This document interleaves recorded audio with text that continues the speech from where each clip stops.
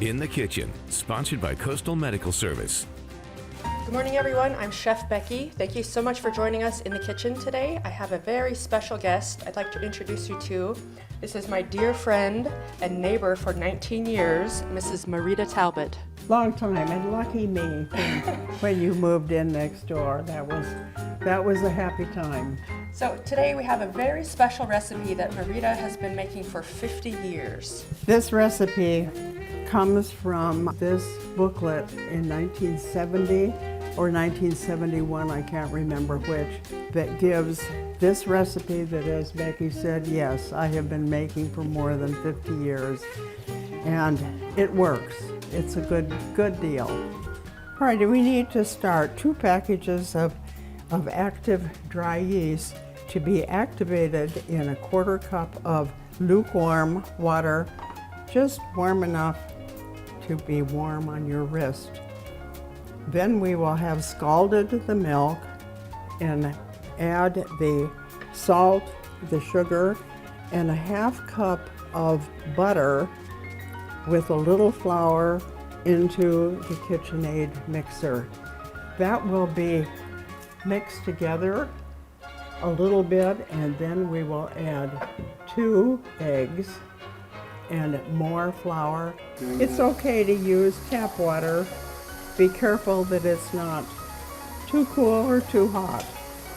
I put the 2 packages of dry yeast into the lukewarm water, which will activate the yeast, and then that has to rest for a little period of time. All right, we put a cup of milk in the pan.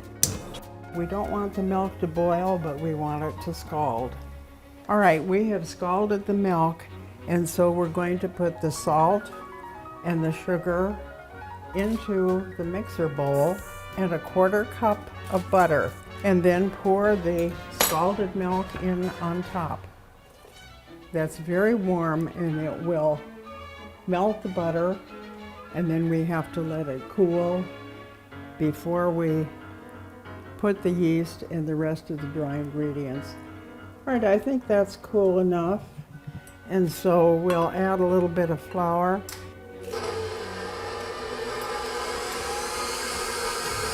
Add the yeast, and then we're going to add 2 eggs, and then begin adding the flour.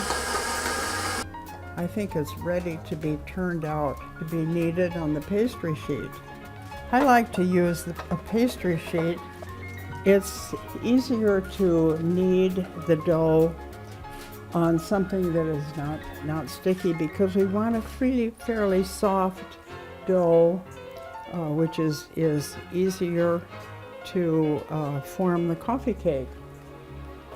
I'm putting some shortening in a bowl that's to proof or to rise, and it will take approximately an hour to 15 minutes, and then we'll cover it and put it in a warm place. Okay, now it has risen in the oven or a warm place, and we will turn out the dough and round it down into a roll of some sort. This is kind of basically now into a Christmas tree shape. Some melted butter, and add with a pastry brush down the middle, and fill it with cinnamon and sugar, a mixture of dried cranberries and golden raisins is really quite nice. You want to be generous, but we don't want it to leak out either. And then we're going to fold this over, a little bit of water that will seal the dough together. We have this tree-shaped coffee cake, and we're going to flip it over and place it on the greased baking sheet. And then this is where we're going to magically turn it into a Christmas tree. poke those down so that too much of the butter and sugar doesn't leak out. It looks like ornaments. Well, it certainly does. This is what I have done for all these years, and this will be our Christmas morning coffee cake. So we will, again, cover it and put this into a warm place to rise again about, maybe not an hour, probably 30 to 45 minutes. Well, thank you so much for being my very special guest on KMTR NBC 16. It's been lovely having you. Thank you, Becky. My pleasure.